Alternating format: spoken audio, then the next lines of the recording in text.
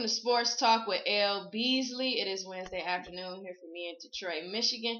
And to all my fans and supporters, I apologize for not doing a show yesterday. I actually came down with a little stomach bug. I'm actually coming down off that stomach bug right now. But I had a little stomach bug yesterday in the morning, so unfortunately I didn't get a real chance to really warn you guys that I wouldn't be able to do a show because I really did want to do a show to discuss the NBA is back basically. So apologize once again to all my fans, supporters, and whatnot. Like I said, wanted to really warn you guys I couldn't do a show, but unfortunately I wasn't able to. But thanks for understanding. Those of you who do, for those who don't, well, tough. Sorry, but like I said, apologize to once again all my fans and supporters.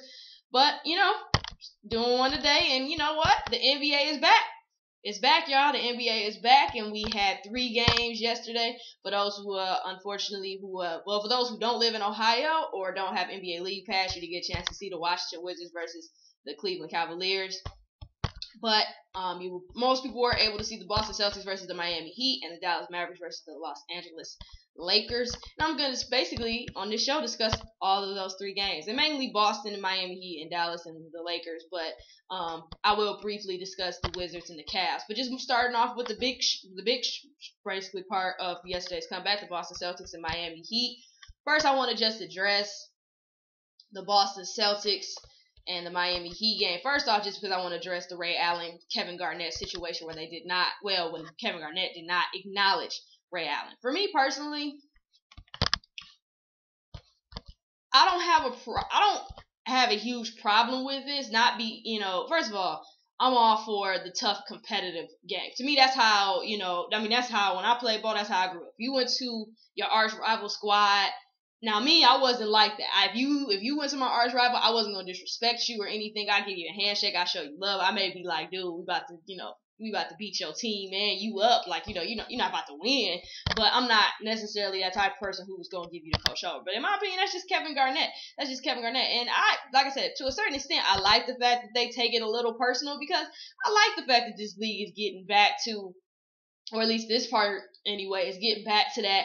Hey man, we in it to win. When you go from us to our arch enemy, we gonna have a problem with it. And as long as you're not going out blatantly trying to disrespect anybody, not disrespect, but hurt anybody intentionally. And what I mean by that is really pushing Ray in midair, doing stuff like that. As long as you're not trying to hurt somebody or end somebody's career, I'm not gonna have a problem with it. It never got violent. All Kevin Garnett basically didn't do is really look at Ray. He tapped him on the shoulder.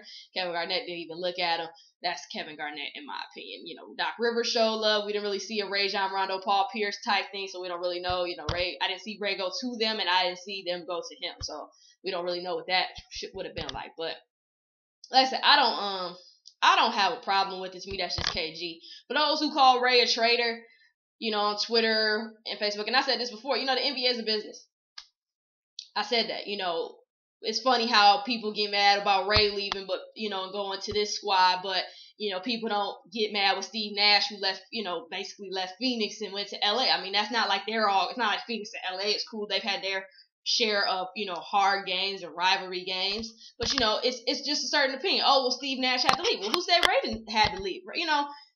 It's funny how, at one point we all know Doc Rivers put Ray on the bench, made him basically a 6th man, which, I didn't have a problem with, even though Ray was doing well as a starter. So, you put him on the bench. There's been plenty of times Ray was supposedly on the trading block, and there's always been rumors that there are chemistry issues with him and Rajon Rondo or whoever.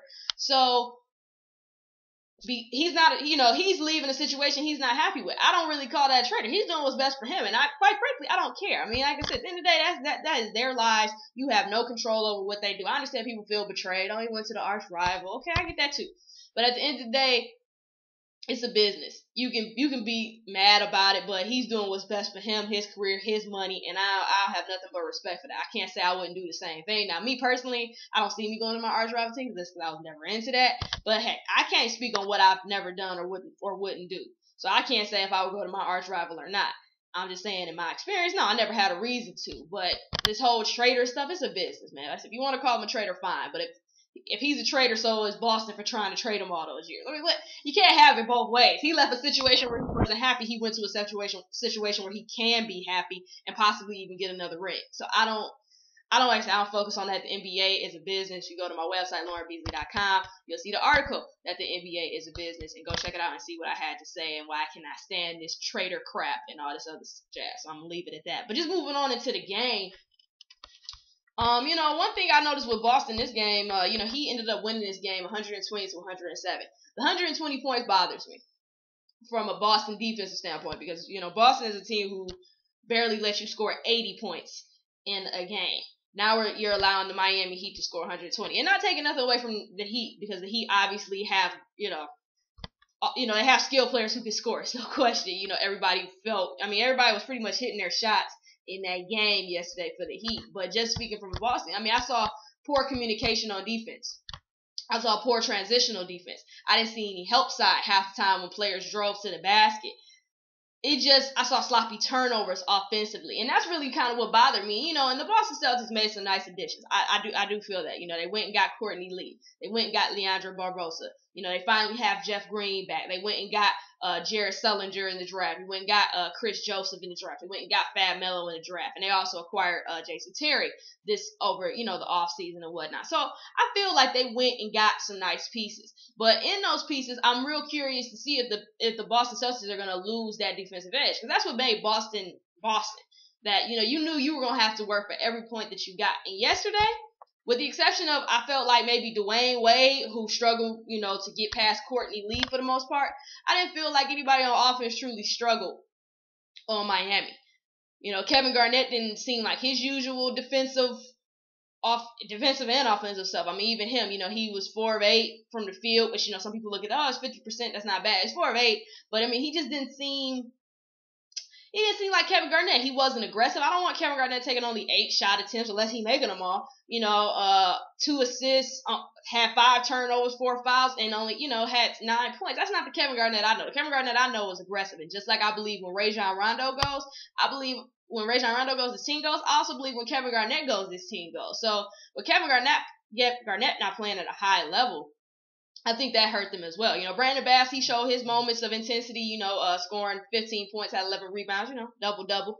Very impressive. Paul Pierce looked good early. I think he had about 5 rebounds, 5 assists, and 23 points. So he looked impressive. Rajon Rondo was his typical self, dang on near triple-double, 20 points, 13 assists, 7 rebounds. He looked like his usual self. But even him, he had 4 turnovers, which is unusual for Rondo. Courtney Lee did well. He had 11 points. He looked well. Courtney Lee seemed like he fit well. Jason Terry didn't do much for us. He was 2 of 7. He did a lot of stuff he does in Dallas. Did a lot of shot attempts with no makes. Jeff Green looked out of sync. Only points he got was from the free throw line. He was 0 4 from the field. Jared Sullinger only got 8 minutes of play, but he didn't really do too much when he was there. I think he got like 1 rebound, and I think he hit one late. He got 1 dunk, which was on a fast break that Rondo created for him. So Leandro Barbosa was impressive. The only problem was he was only impressive in the 4th quarter, which, Leandro Barbosa is somebody I feel can be a nice, backup point for Rajon Rondo, truly. I know he's kind of that 1 and 2 in the NBA, but, if Leandro Barbosa can get going early, he was 6 of 8 and he ended up scoring 16 points, let alone just in the 4th quarter. But, you imagine what if you had that earlier in the 2nd quarter? What if you got going in the 2nd quarter? But I said Boston played defensively. They played slow. Like I said, they look out of sync. I didn't see the great communication I'm used to seeing. But even offensively, a lot of people.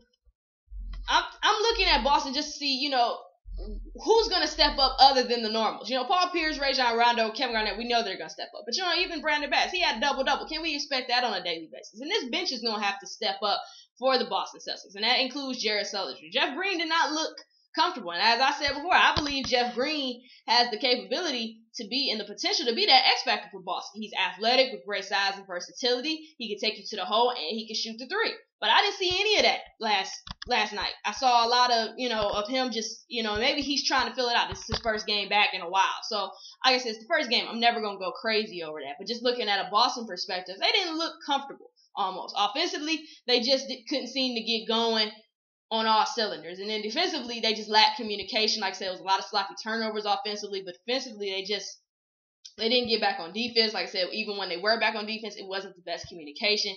And they didn't, Miami moved the ball well, but Boston didn't cover the ground well. And for those saying that Boston is not old, are they as Are they as old as they were previous seasons? No, I don't feel that they are. But are they still old? Yes, I still feel that they're old. I'm sorry.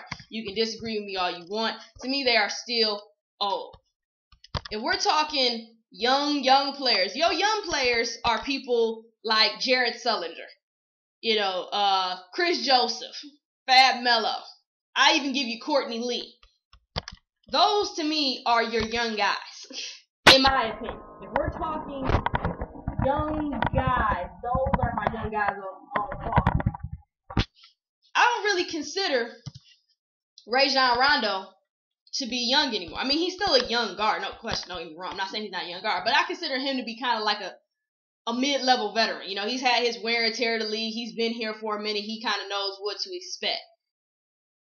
Obviously Jason Terry, he's not considered young anymore. Jeff Green, he's kind of that guy. I still consider him to be young, but, still, wear and tear a little bit, but still is considered to be young. And then Leandro Barbosa, I guess I consider him to be kind of that mid-level veteran too, as well. Somebody who's had the wear and tear, been in the league for a minute and whatnot. But after that, who else really can you say? Kevin Garnett is old. Brandon Bass is old. Paul Pierce is old. Jason Terry is old.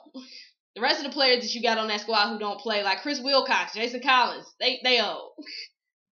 This team, to me, is not young. They added some nice youthful pieces, but I'm not going to say that they're young. Compared to the teams that I call young, this is not a young team. I think they added some good youth that is going to help them out as long as they figure out how to use it. But this team, in my opinion, is not young. And it showed, mainly on defense, in transition. Like I said, you still can't run up and down the floor with them. It showed. They tried to get going offensively, running down the floor, and then they couldn't get back defensively. It showed as a team, they're not that young team that people are predicting them to be. I'm not saying that they're old like they're senior citizens, but I think I want people to keep in mind. One of the main reasons they lost to Miami in the Eastern Conference Finals was because they ran out of gas. They ran out of gas. I mean, anybody who looked at that team, they looked like they were tired. Rajon Rondo was about the only one who looked like he just had some energy, who could still just go. I still want to play. Kevin Garnett looked tired. Paul Pierce looked tired. The whole team looked tired. And what you have to take into consideration is that was a short season last year. Now we're talking about going back to the regular schedule of 82 games and then the playoffs. If you got tired then with 20 games missing from the regular season, now you add those 20 games back, how are you going to respond to that? And then, like I said, at the end of the day, I also got to take into consideration the new pieces that you do have. And obviously, this is a long way away. Do not get me wrong. This is just me, basically, what I'm looking at it from. When you go into the playoffs, one of the other reasons Boston was so successful is because everybody on that team understood what you needed to do to win. But you added some of these new pieces to the team, they don't know what that even means. Courtney Lee, the last time he really got his shot or really was impressive with the squad that he did lead was Orlando. Rajon Rondo has experience, Paul Pierce has experience, Brandon Bass, Kevin Garnett, all those guys have experience. Jared Sullinger doesn't have that experience. Jeff Green doesn't have that experience. Jeff Green, when he was at Oklahoma City, they weren't the elite team that they are today. They were becoming that team, and then before you know it, he was on Boston. So he doesn't know what it means. Jason Terry knows what it means, but it's been a minute. Leandro Barbosa, he had a couple opportunities in the playoffs to know what it means, but he doesn't really know what it means. So when we're talking about going, into the playoffs too, I hope that this team understands, because you're getting more young and youthful, that they understand, hey, do they understand what it takes to go all the way? Are they ready for the wear and tear of an 82-game season and going to the playoffs? Because some of these young cats have never experienced that, like your rookies and like your other young cats, like I said, like Jeff Green. For Courtney Lee, it's been a while. Leandro Barbosa, it's been a while. Can you accept that challenge that comes with it? And that's my concern, like I said, with looking into Boston. Like I said, they're young. Yeah, that's very true. They are young. But if I'm looking at Boston, it still goes back to the same old thing. Once again, we're talking about an 82-game season. Can y'all handle that? The wear and tear. Can y'all stay healthy? Y'all generally can't stay healthy. So that was really just my concern with Boston. Like I said, the defensive intensity was not there. Offensively, they looked okay. Like I said, I think if Kevin Garnett had been able to get going, that would have been a totally different game. But at the end of the day, that was my concern, more of the defensive intensity, allowing the Miami Heat to score 120 points. As far as the Miami Heat go, Dwayne Wade played well. Like I said, he got a couple struggles. He struggled a couple times against Courtney Lee. LeBron James played great. Double-double, 26 points, 10 rebounds. Chris Bosh played well, 19 points, 10 rebounds. Like I said, Wade played well, 29 points. Mario Chalmers is still Mario Chalmers, getting, aggravated over a little thing, trying to fight somebody. Shane Battier looked good, hitting from 3 early, which is always a good sign. Udonis Haslem was probably the only player who didn't get going. Rashad Lewis was impressive. He had 10 points he hit 4 of his 5 attempts from the field. Norris Cole, he had his moment when he got on the court, but Ray Allen, he looked real comfortable. And that's the thing about the Miami Heat in this situation. Main things I'm looking at with the Miami Heat in this season, the Miami Heat gave LeBron more shooters in Lewis and Allen. I just want to see the impact that they can continue to have. We all know shooters go through their cold moments, but I want to see the impact that they can have not only offensively but defensively. And the other thing that I'm watching is, LeBron is going to have to play more power forward, which is more physically draining offensively and defensively. And then you still have to remember he is the main creator for the Miami Heat, which is something I'm looking for. When you're the creator and you have to play big minutes at power forward and offensively and defensively, that can get kind of draining. And, coming off the Olympics and things like that, I really just want to see how he's going to handle the fatigue. And I'm pretty sure he'll do fine, but just want to watch it and just see how he does and just see how his body deteriorates and whatnot. And, hopefully it doesn't, but just seeing how he plays and whatnot over the course of the year. So like I said, Miami played well. I didn't really see too much to complain about with them. Like I said, they had their moments of sloppy turnovers as well. But more so, I saw a little poor transitional defense a couple times by them, but other than that, they looked pretty good. They looked like they were ready for this season, and that's good to see out of that team. Moving on to the other game that went down, the Dallas Mavericks and Los Angeles Lakers. Dallas Mavericks ended up beating the Lakers 99-91. And I'm going to talk about the Lakers first just for the main fact. Lakers, the big question with the Lakers last night was this offense. They had this hybrid Princeton offense, as the analysts on TNT called it. And it was a big, debate on whether this benefits the Lakers. And I see both sides of it. Reggie Miller really likes it because he feels like it helps the bigs. Dwight Howard, Paul Gasol, Jordan Hill, Antoine James. That's his thoughts on it. As where Charles Barkley, Shaq, Kenny J. Smith, they said they don't like it. Because, for them, they feel like it hurts Steve Nash. It's not what you need. And I have to say, I see both sides of it. I see both sides of what Reggie's saying. I see what Reggie's saying, it helps the bigs, but I get more what Charles and Kenny and Shaq are saying, because their whole thing is, what was the point of getting Steve Nash? And me personally, I've never seen Steve Nash move so much without the ball. That is the point of Steve Nash. You doing this half-court set with Steve Nash, that's not his element. That's not what he does well. And even if he does, let Steve Nash be your creator. That's what Steve Nash is there for. And I'm not saying that this Princeton offense is not a good thing. I'm not saying that. It's only one game. It's too early to start judging.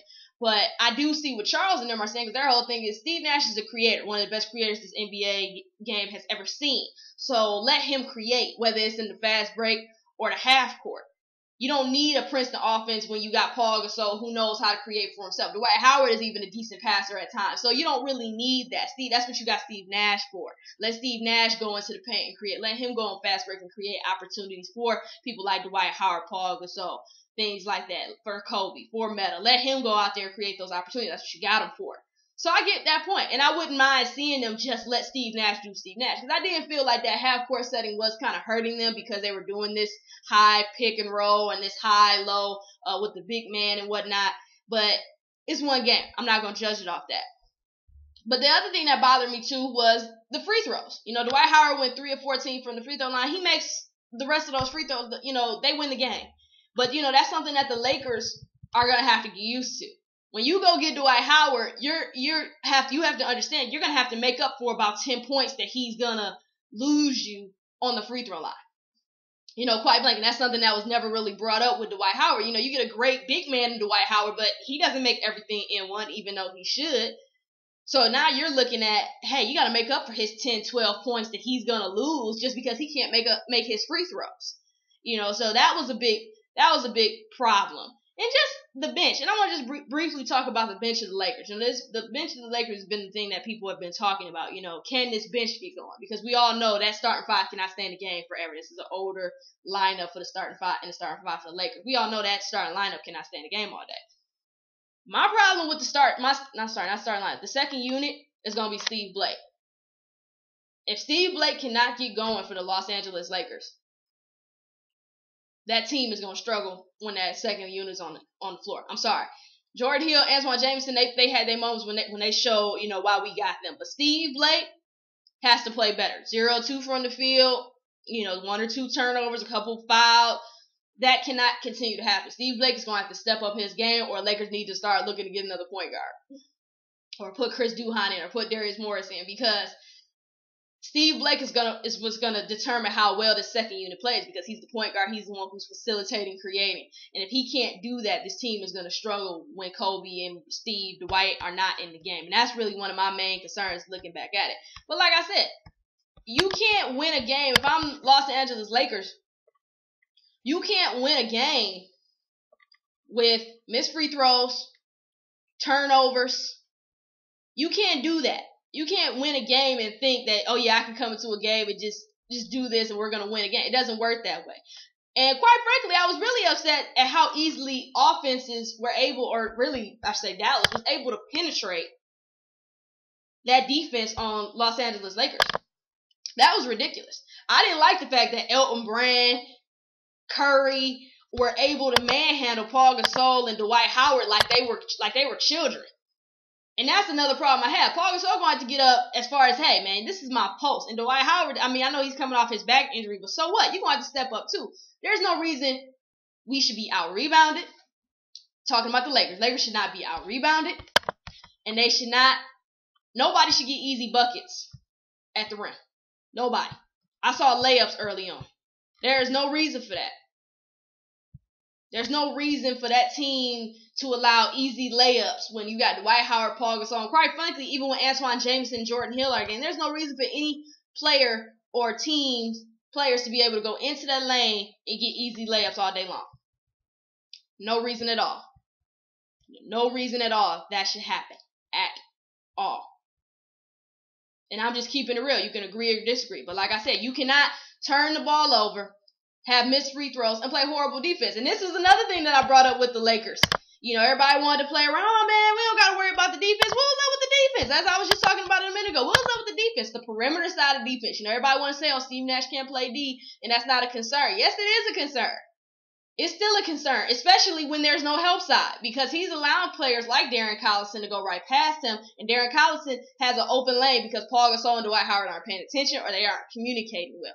The defense is what bothered me about the Lakers. The offense got going, but if that offense is going to transcend to that type of defense, and coming from Mike Brown, that was really irritating to see, because Mike Brown is known as a defensive-minded coach. So to see that this level of defense, it was really disappointing. Like I said, horrible perimeter defense. Players were able to just drive right past the defenders. There was no help side. There was nobody there to protect the paint.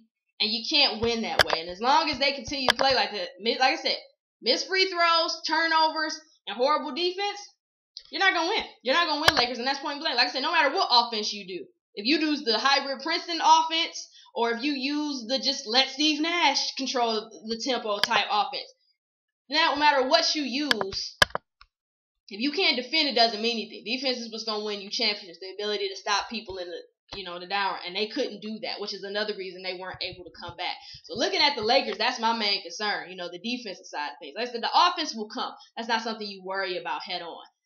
Offense is going to come. That's the great thing about having players like Kobe, Dwight Howard, Paul Gasol, Steve Nash, because the points are going to come anyway. But you do need to eventually figure out your offense and what you're going to do and what's going to make this team go, because you don't want to keep switching the offense in and out of the season. But defensively is where they need to be concerned. That was ridiculous. Like I said, to let Elton Brand, Brandon Wright, basically everybody in the starting five had double-digit points except for Elton Brand. Beaubois and Vince Carter, let me see. 7 players had double digits on Dallas Mavericks. I'll put it that way. 7 players, and they only start like 10. They only play like 10. So 70% of that roster who plays had double-digit points, which is my concern. And just moving on to the Dallas Mavericks, hey, they play great. I wasn't somebody, with Dirk and Chris Kaman being out who just thought that this Dallas team was going to bend over. We all know Dallas has good pieces. Starting from, O.J. Mayo to Darren Collison to Sean Marion, Brandon Wright, Elton Brand. I love Jay Crowder, who's a product of Marquette. Obviously, Eddie Curry. They just picked up, they have Beaubois, they have Dante Jones, they have Vince Carter. Dallas came out and played. They came out and played. They went hard in the paint. They weren't scared of it. Pretty much they went and said, you know what, we're going to expose this big man so-called era. Elton Brand, Eddie Curry. I mean, they really went out there and just, pounded the ball in the Paul Gasol and Dwight Howard's chest. And the fact that the Lakers allowed it was poor. Darren Collison played well, 17 points, 4 assists. He's somebody I think really is going to have a chance to really show his potential now. He was, in my opinion, he was always in my opinion, a beast at UCLA. Unfortunately, he didn't really get a chance to really show it the way he could have on Indiana just because of the injury and then George Hill and whatnot. But it's somebody who can really turn this team around and get them going, whether it's in fast break or half court. OJ Mayo can be a shooter at times and light it up from the floor when he gets going. Hopefully, he can turn up his defense. Brandon Wright stepped up his game, at least in this game he did. He looked comfortable. Sean Marion, obviously, is always a guy you can somewhat count on. But why look for him to step up and maybe be that backup point guard, be that, that solid backup point guard for Collison. Jay Crowder looked great, another hustle player, somebody who can spread the floor because he can shoot. Another guy who's out there really going to go hustle, go get the rebounds, bring a lot of intensity to the game. And that's what you want to see out of Dallas. My main question with Dallas is just, seeing how they're going to play once they do get Chris Kaman and Dirk Nowitzki back. Especially Dirk, because Dirk is that player who, he doesn't demand a lot, but he's your star player. He's the reason that, Dallas gets a certain amount of points sometimes. So just seeing how the balance is going to work once Dirk gets back. Because Chris Kaman is more there for defensive and rebounding purposes. So just seeing more once Dirk does get back, how are they going to play? Is it going to still be this balanced team, or is everybody just going to kind of kneel to Dirk and just kind of let Dirk take over? And and I think that would hurt the team. So hopefully they can still be that balanced team, and hopefully Dirk is ready to be a part of this balanced team. And I think the Dallas Mavericks can go far. But that's really just my thoughts on the game. And for those who were, it was a lot of talk, this was one game, wasn't a big deal. For those who said, that's not the case, that's not true. It is one game. It is one game. Nobody can truly say that they can analyze their team off one game and just know it off the bat. Last night, I saw good and bad of every team that played. The Miami Heat, the Los Angeles Lakers, the Dallas Mavericks, and the Boston Celtics. And I just told you all what I thought. I don't think after one game that the Miami Heat are instantaneously going to be champions again. I don't think after watching the Lakers that they're about to go downslide and they're going to be horrible. I don't think that the Dallas Mavericks are about to be the team in the West now to look out for. I don't think that Boston Celtics are on the downfall and now they're not going to be able to compete with the Miami Heat in a 7-game series.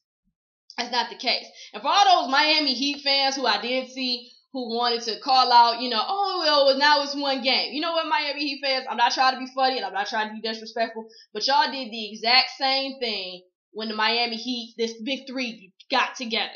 When y'all was struggling, a lot of fans went at y'all, and y'all supposed to be winning championships. And y'all kept saying, it's only one game. Give them time to get that chemistry together. Give them time. You know what? That applies to the Lakers. That applies to the Celtics. It applies to anybody who got new teams, which most of these teams have new players, which means new teams, basically. So, for those Heat fans, for those Celtic fans, for anybody who was just saying one game is not the case, no fan can say they have not defended their team once they get new players with it's just one game. So stop it with the one game. It's not an excuse. It's the truth. No team is going to just magically come together. It just doesn't work that way. It's going to take time for chemistry to get going. And, when you got these coaches and these new players, it's going to take a minute. I don't care what you say, and that's in any sport. You can't just expect the team to just come together and just automatically play well. I don't care if it's the Heat. I don't care if it's the Celtics. I don't care if it's the Lakers. I don't care if it's my Detroit Pistons. You can't just expect the team to just come together and magically become this great super team. It's going to take time like it does with everything else. So it's not an excuse. It's just a plain fact. If you don't agree, that's cool. It's not an excuse. It's just me saying, and like I said, I'm not a Laker fan. I'm a Kobe fan. I'm not a Heat fan. I'm a Wade fan. I don't have a team that I'm not only a fan of. Team I'm a fan of is my hometown team. That's by default.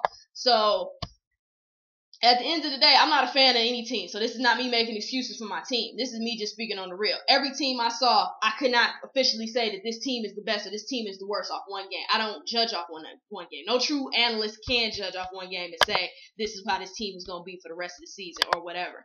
Let me see some more. Let me see how they're going to play. Let me see how they face adversity. Those are the type of things that you base your team, a team off of and what they can and cannot do. Point blank, period. One game. Stop tripping. It's not an excuse. If you feel it's an excuse, fine. But every team goes through this where they get new players, new teams, and you have to find a way to gel. Some people find it quicker than others. Some people find it slower than others. But at the end of the day, it's not an excuse. It's just a plain fact. If you don't agree, you don't agree.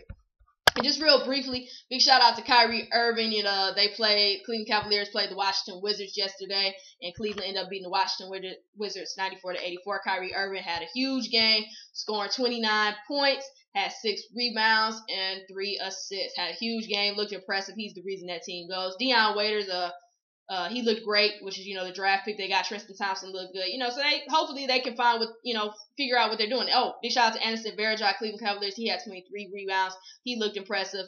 Even Washington Wizards had their moments, but you can definitely tell, they're trying to find their identity right now without John Wall and just trying to find out who they are. But just big shout out, like I said, to Kyrie Irving and that Cleveland Cavalier team. They started off the season well. They looked comfortable, and hopefully that's the team to look out for. Possibly could cause some issues. Like I said, they're a young team in the East who can, maybe cause some issues. Like I said, I'm not picking them to win the championship, but they're definitely that young team who can cause some issues in the playoffs if they're able to make it, and just in the regular season period. So just big shout out to that.